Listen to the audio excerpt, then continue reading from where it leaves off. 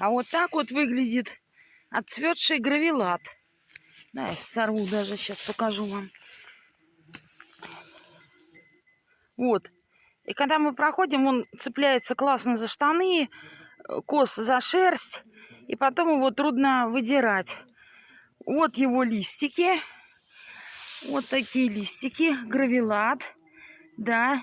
И напомню, что он тоже пряно-вкусовая трава.